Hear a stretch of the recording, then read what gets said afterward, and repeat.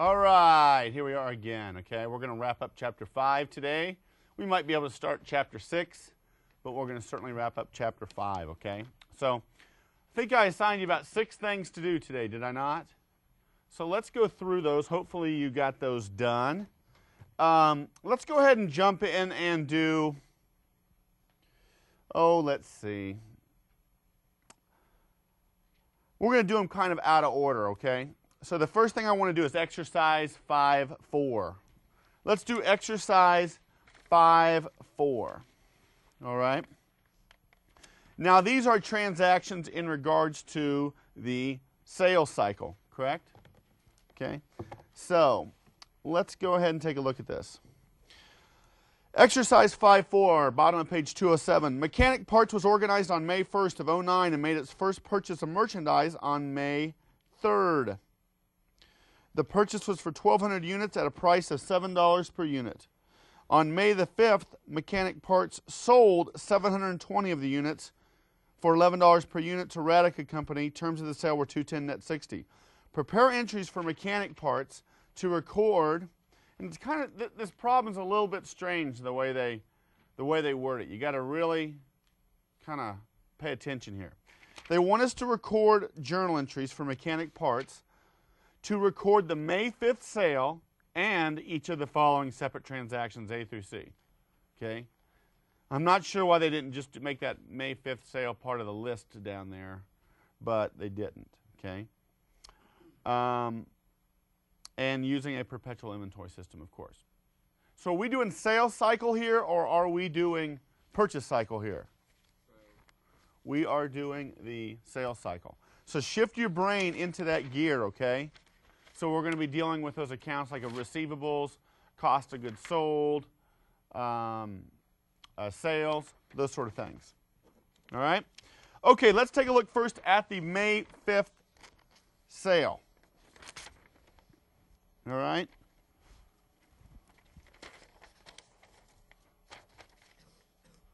All right, let's take a look at that. Blow that up a little bit. Let me back it off. Okay, now we have 2 entries, don't we? We have 2 entries. Whenever we make a sale and we're using the perpetual inventory system, we have to make 2 entries. Don't combine those into 1 entry, okay? Go ahead and make those as 2 separate entries. But up here, we debit receivable and sales for the sales price times 720.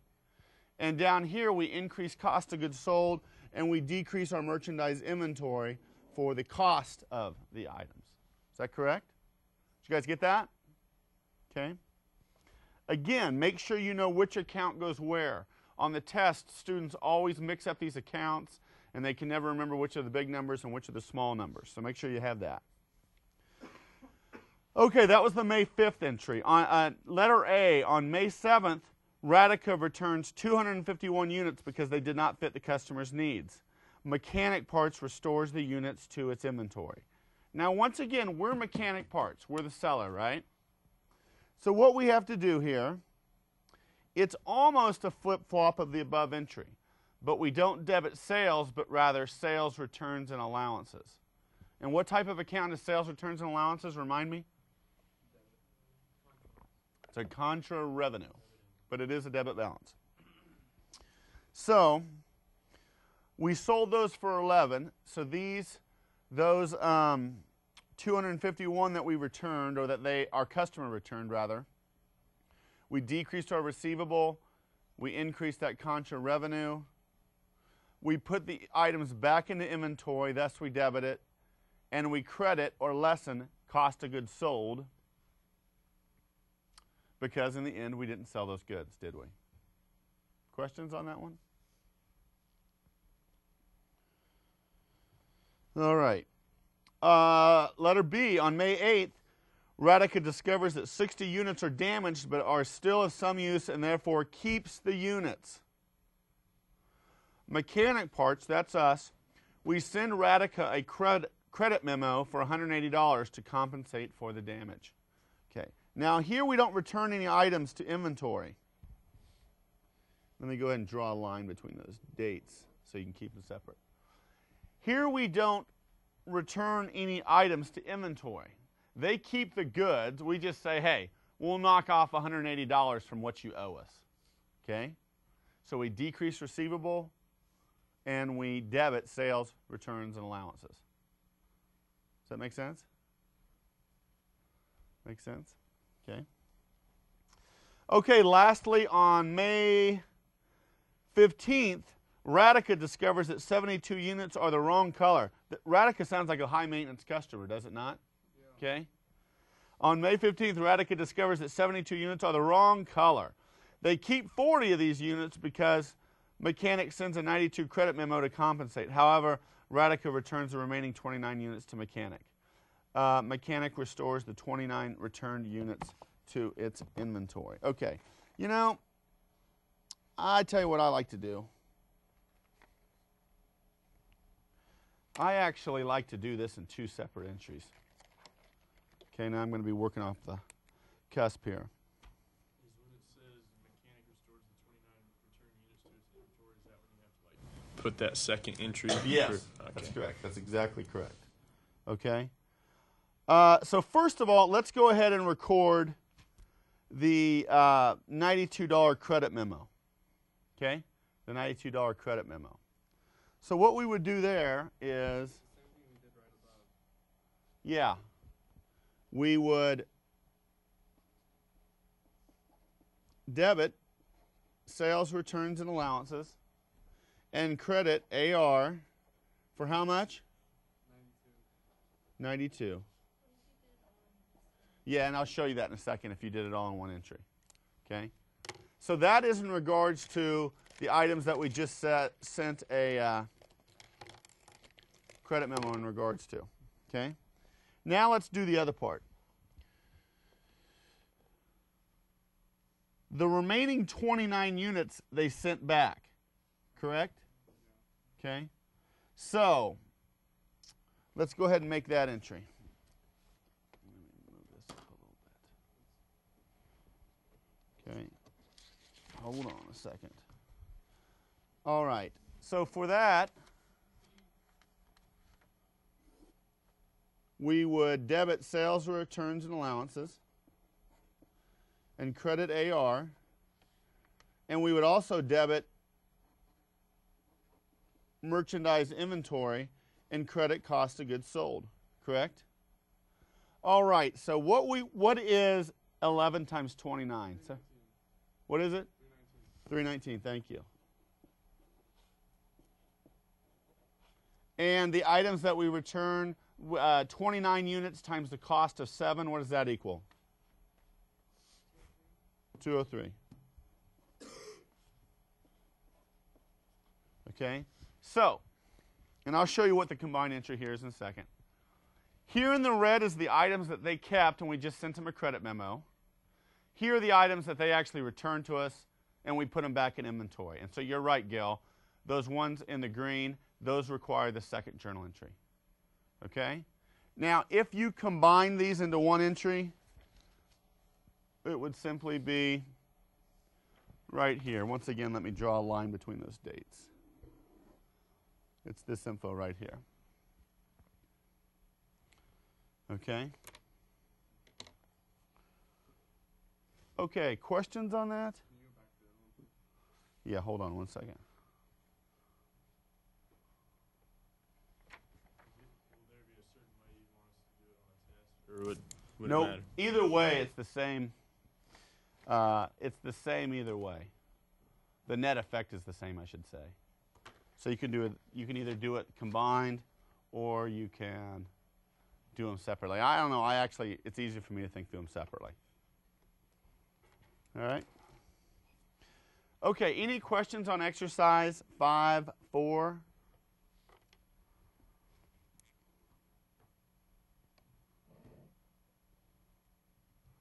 Okay. Well, good. What I want to do now then is exercise 5-2. Now this was a great one to practice, especially when you're studying for the test. And what I sometimes recommend is that I didn't bring any scratch paper today to write on, so I'll have to make do. what I sometimes recommend for a student when they do this one is to do these journal entries side by side. That's all right. I'll be okay. Thanks, though. Okay? I almost recommend that you do these journal entries, record the transaction, what it would look like on the buyer's books, and then over here on the seller's books. And you can see them side by side. Okay? Now, we can't really do that because of the limitations of this little Elmo. In a regular classroom, I kind of do this on a big whiteboard, big wide whiteboard. Okay? But when you practice this, you might get a piece of paper out and try to do them side by side, and you can see then how they kind of contrast with each other. Okay? But let's go ahead and take a look at the answer. Exercise 5-2. Fortuna Company purchased merchandise for resale from Lemur Company with an invoice price of $30,000 and credit terms of $210 net $60. The merchandise had cost Lemur $20,100. Fortuna paid within the discount period. Assume both the buyer and seller used the perpetual inventory. Okay, who's the buyer here? Fortuna. And who's the seller thus? Lemur, or whatever that is. Okay. Okay, prepare entries that the buyer should record for the purchase and the cash payment. And then prepare the entries that the seller should record for the sale and the cash collection. Okay, let's do that. All right, let's just take a look at them all at once. Here is for the buyer.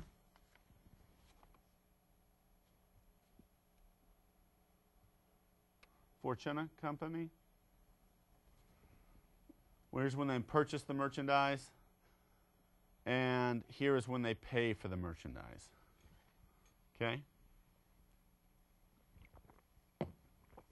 Now make sure again that you're shifted into the purchase cycle when you do Fortuna Company. Okay?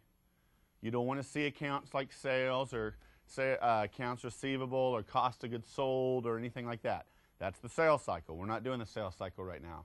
We're doing the purchase cycle. Okay? When you're doing this, your credit accounts, doesn't matter what order they're in?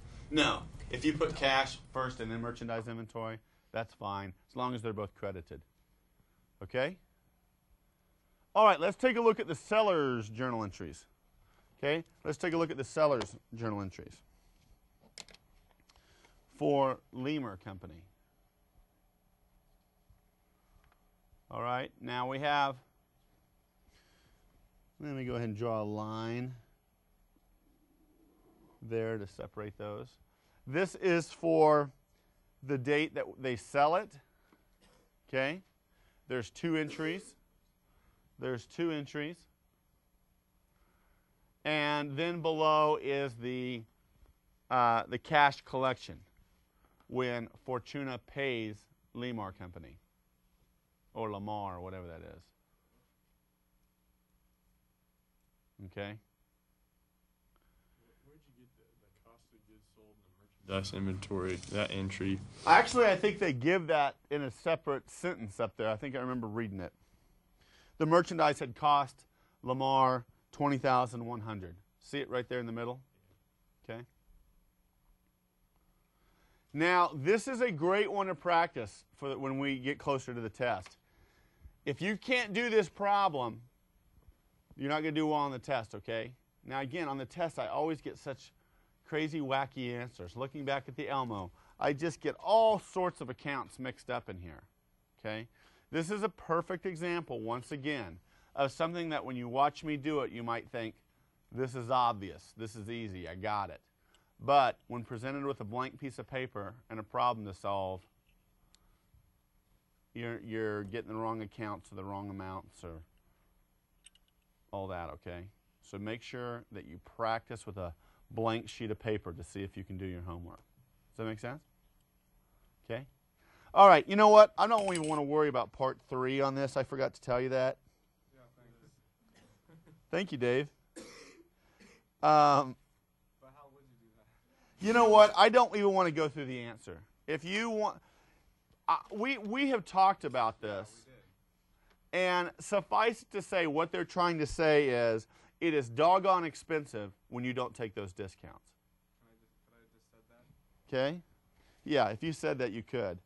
But I think what they do, I will put the answer up here, but I'm not going to talk through it. Okay? If you want me to talk through it, schedule a time, come in office hours.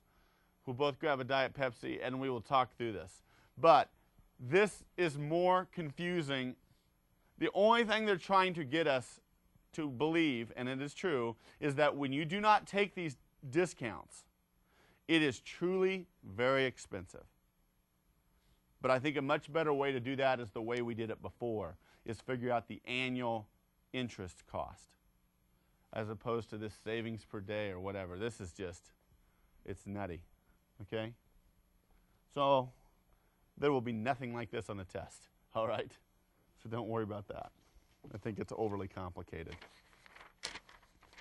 So I should have told you that as you spent last night crying while you tried to do your homework. It's all right. It builds character. Okay.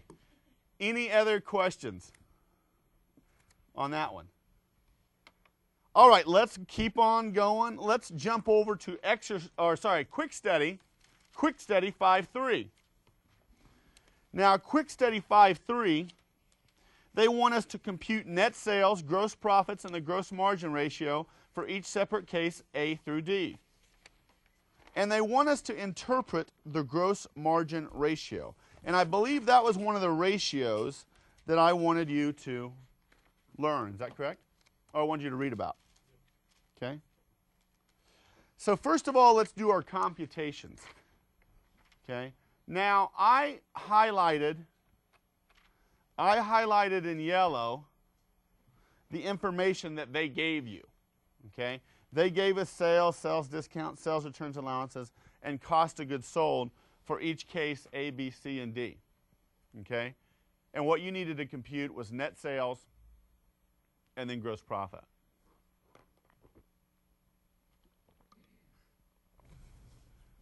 And then what they wanted you to do was compute the gross margin ratio. Now, what is the gross margin ratio? The gross margin ratio is the gross profit divided by net sales. Okay? Now, which one of these has the highest gross profit or gross margin ratio? B, right? Decimal points. Okay, that's a great question. Because I didn't know what you were. That's a great question. My rule of thumb is to always take it to one decimal place. Okay? Because think about it. If you just rounded to the nearest decimal place, then a 36.4 or a 35.5 would both round to 36%, right? And in the real world, there's quite a bit of difference between that, okay? So I would always take it to one decimal place, whatever you're computing. Make sense? Good question. And I understand if you didn't do that. The gross margin ratio basically shows how much you mark up your product. How much you mark up your product. If you mark up your product quite a bit, then your gross margin ratio will be higher, won't it? Can you think of an example of a product that is marked up quite a bit? Coach Purse. Okay, Coach purses, I know nothing about those, so I'll trust you on that. Spencer? Fireworks. I've heard that. I have heard that. Here's the example that I always use.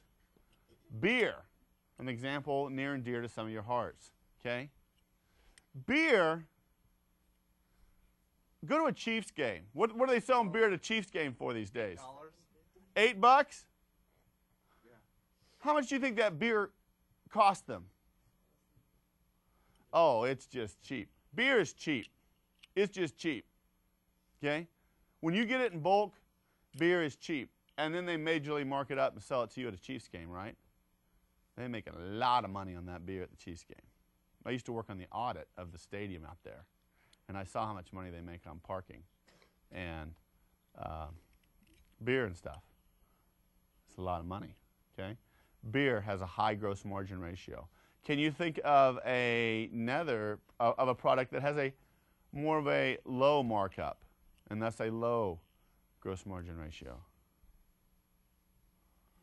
The example I always give is milk, since we're on drinks. Okay? Milk has a, from what I've heard, anybody work at a grocery store? Yeah, I used to. I've heard milk has a relatively low markup. And the reason is, I mean, what does a gallon of milk sell for? $3.50? It's more of a necessity. Huh? 3.30. Yeah, $3.50, $3.30, somewhere around there.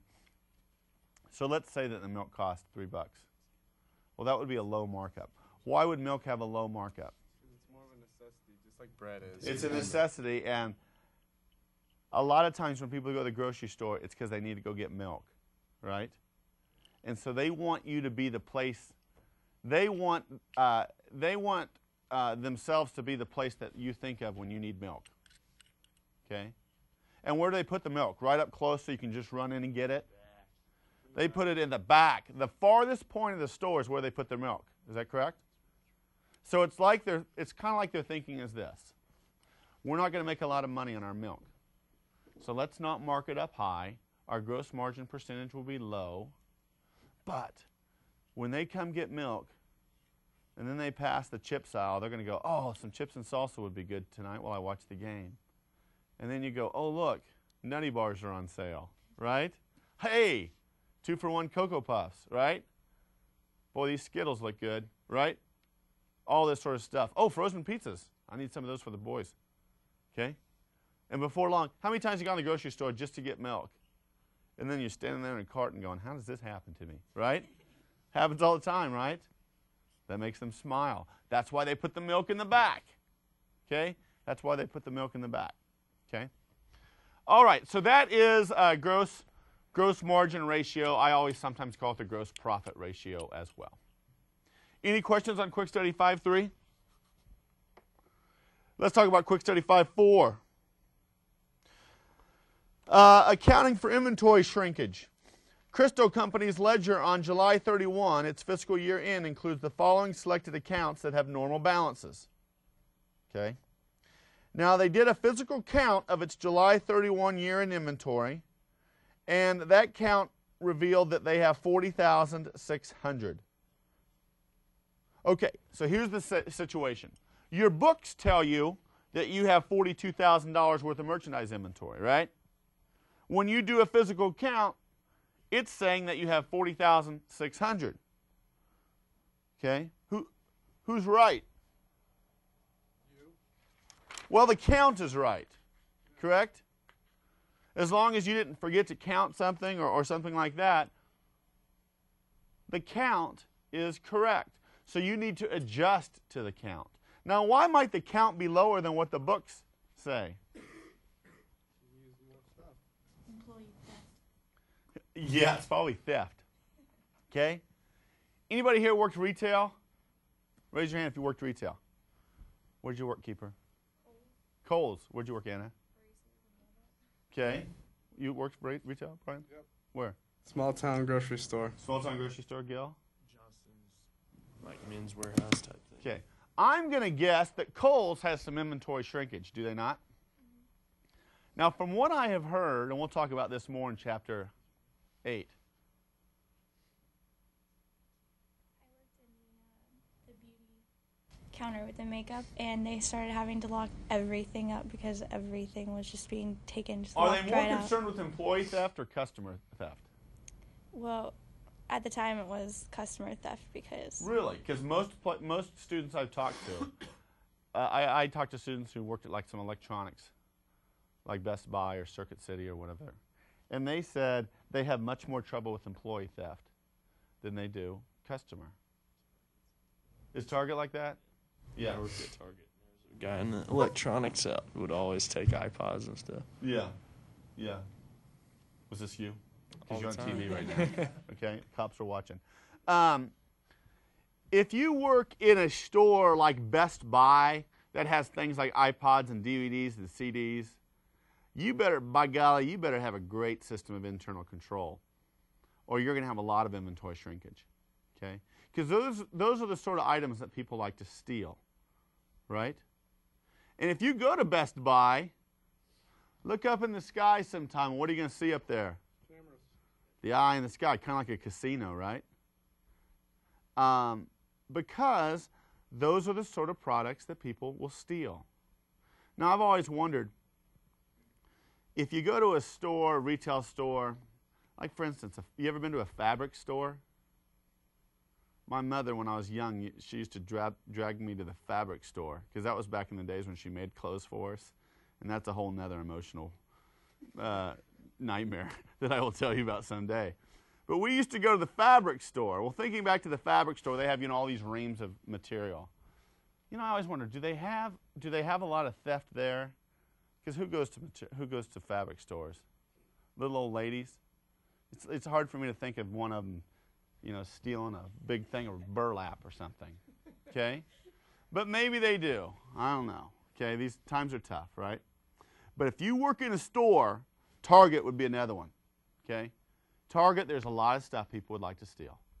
Okay, and so you have to look at things like inventory shrinkage. Well, what do you do then when your books say that you have 42,000 worth of inventory, but when you do a count, it says you only have 40,600? What you have to do is you have to write it down.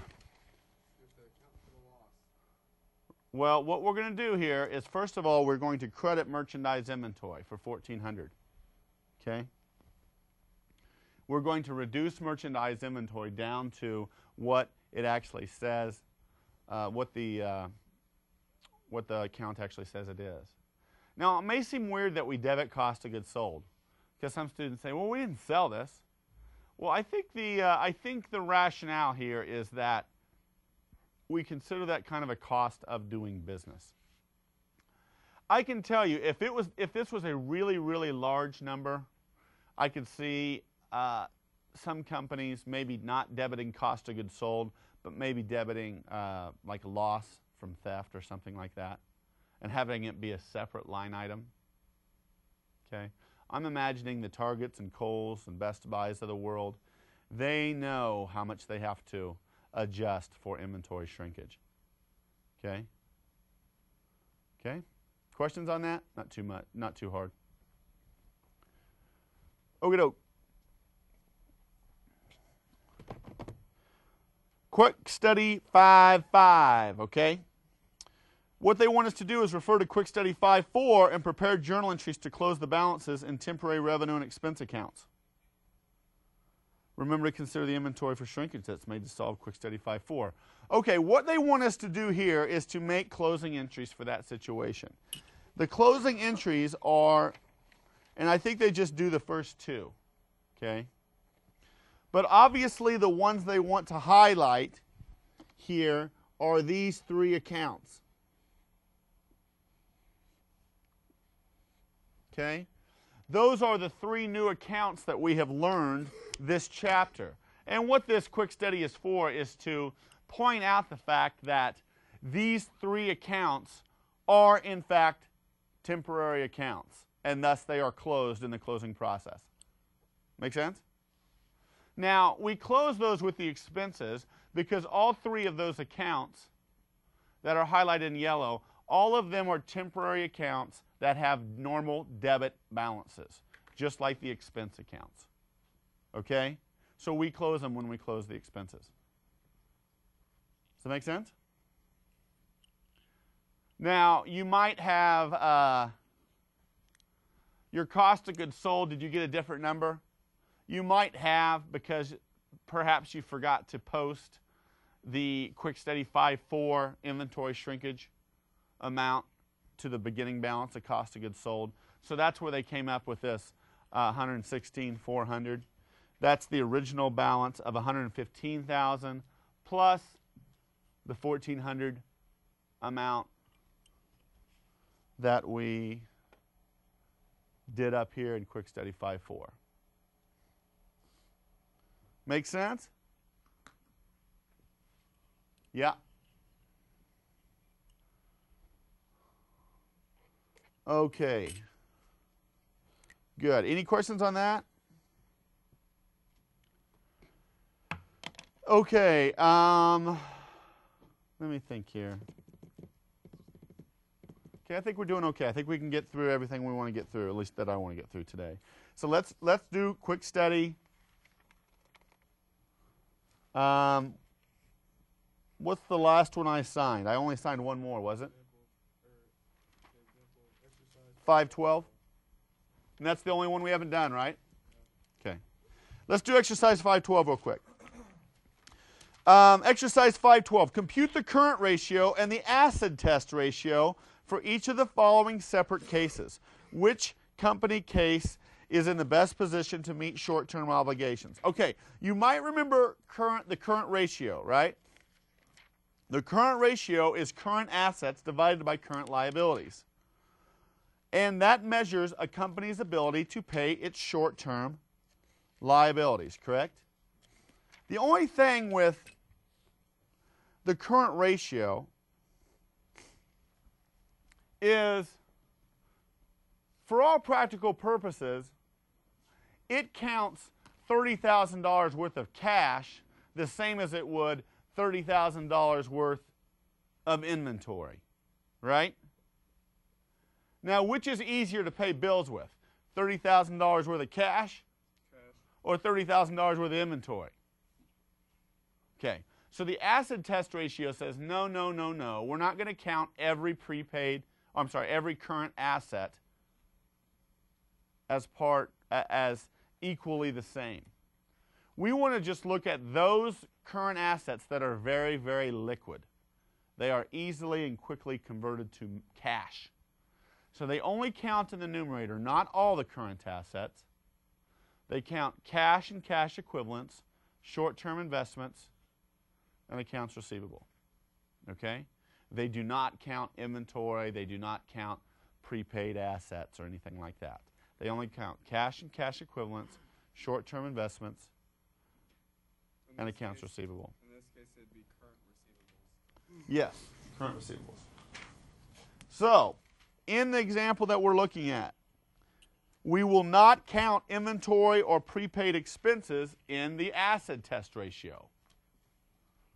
Okay? Now, they want us to compute both of them, don't they? So let's do that real quick.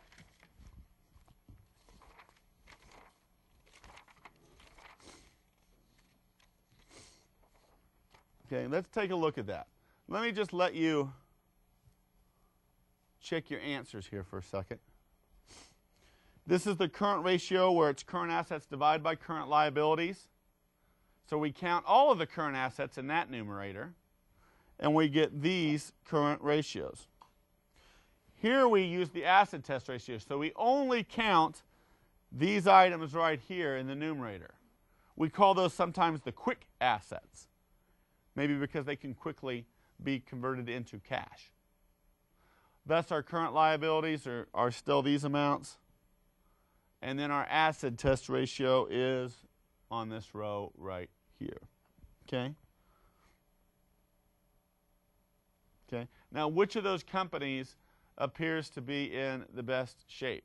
Why? Is it Y?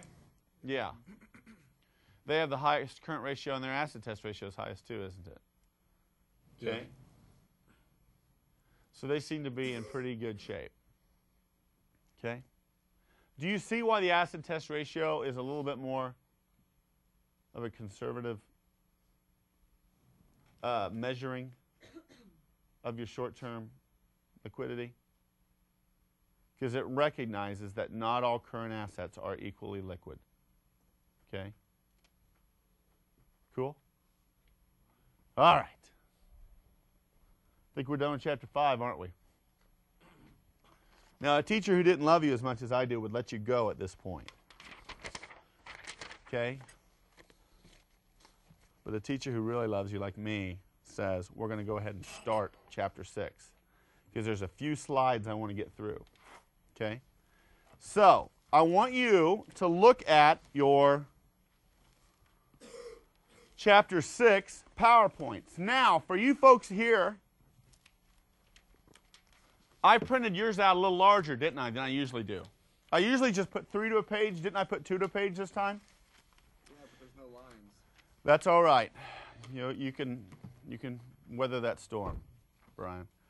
I printed it out a little larger because chapter 6 has a little bit more detail.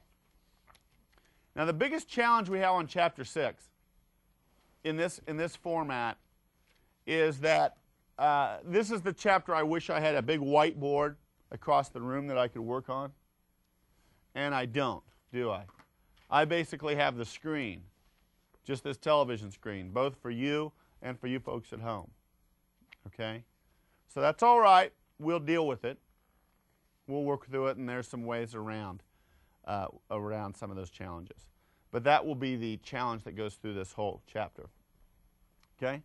We're just going to start this chapter. We're going to talk about chapter 6, inventories and cost of sales. Okay? Now,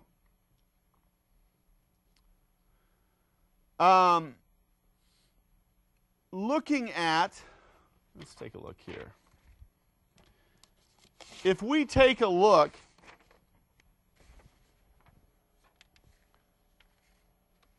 at the entries when we make a sale, what we do is we debit accounts receivable and we credit sales, right? And then we debit cost of goods sold and we credit merchandise inventory, correct? And we've always just told you what the cost of goods sold is, right? And that's what you're going to reduce your inventory by when you make a sale. This chapter, however, we're going to really dig into how do you get the numbers that go in this second entry. Okay? How do you get the entries or the numbers that go into this second journal entry? Okay? So there's a number of questions we have to tackle. One of them is, what items do we even include in our inventory? Okay? Well, we're going to include all goods that a company owns and holds for sale, regardless of where the goods are located, and we have to also take into account.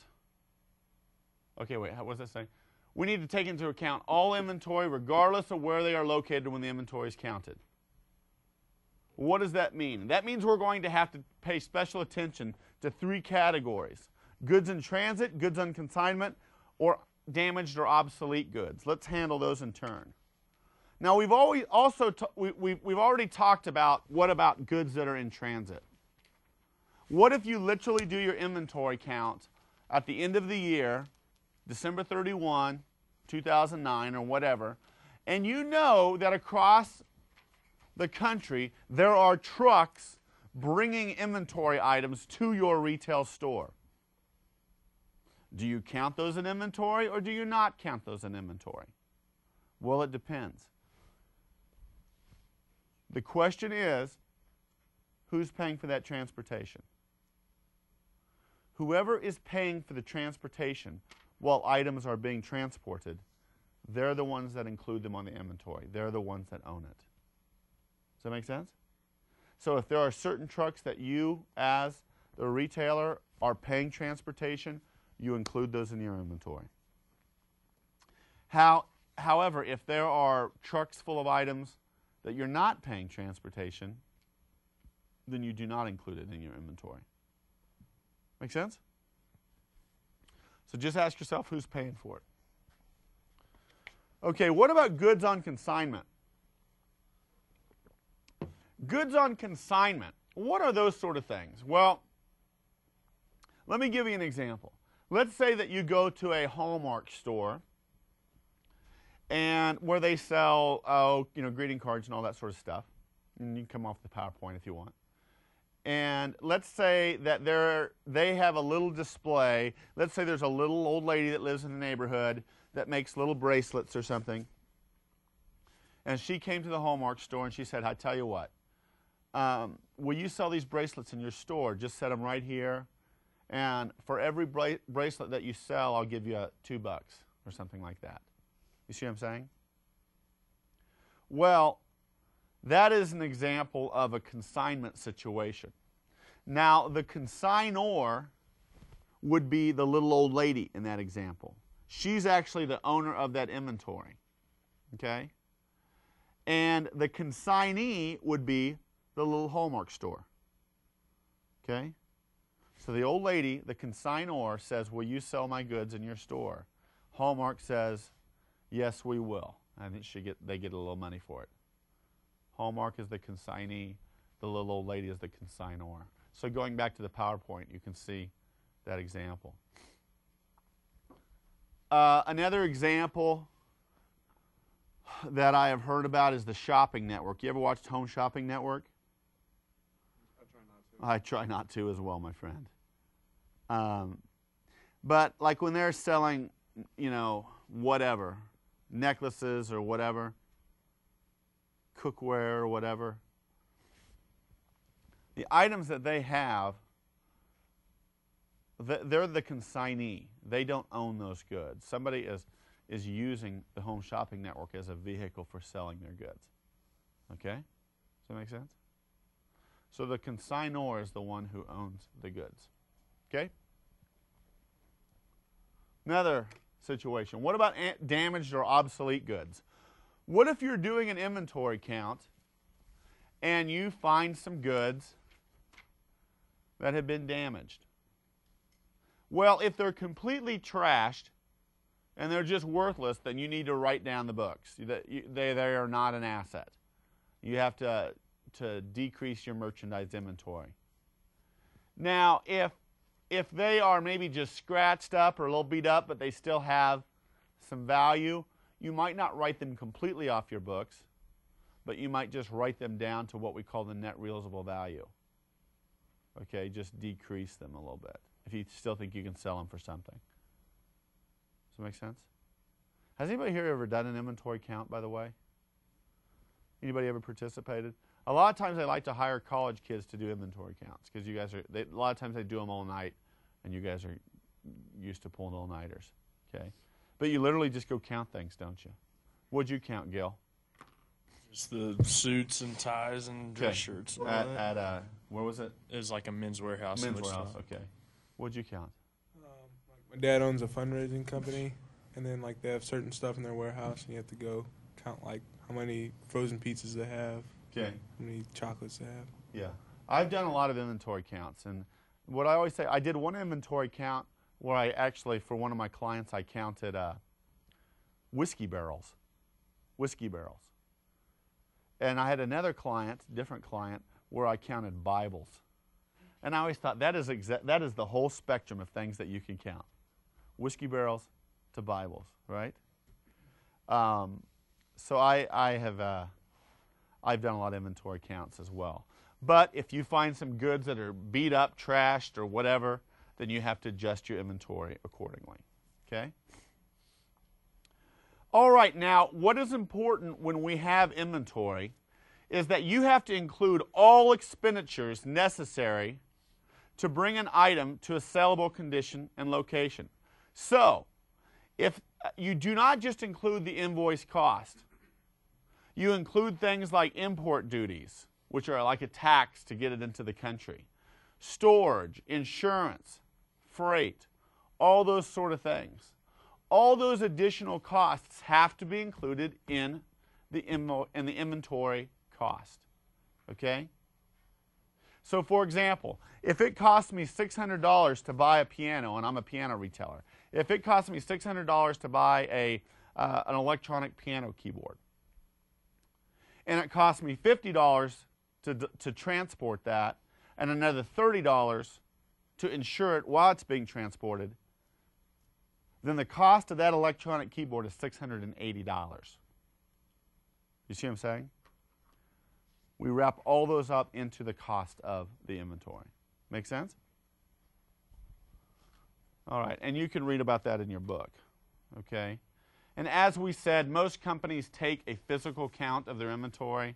Most of the time, that's just once a year, because every now and then you have to make sure your books reflect reality. Okay?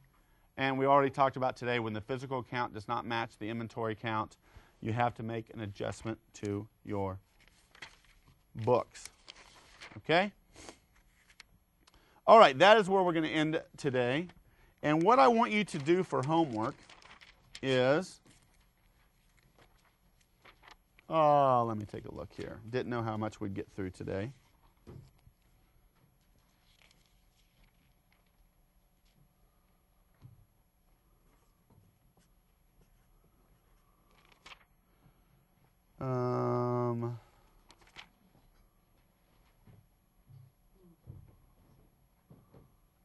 Okay, what I want you to do for homework is the following. Hold on. Let's do these 3 quick studies. Okay? Let's do those 3 quick studies for homework. Okay? Now, the next few chapters, I want to make sure you have your handouts, okay? For you folks at home, make sure you have the inventory calculation handouts. SpongeBob Incorporated, I think, is the first one. Those will be in your blue book. We will use those a lot, and make sure the next class periods you have your calculators. Bring those for the next week or so, okay? Because we'll do some work in class. See you later.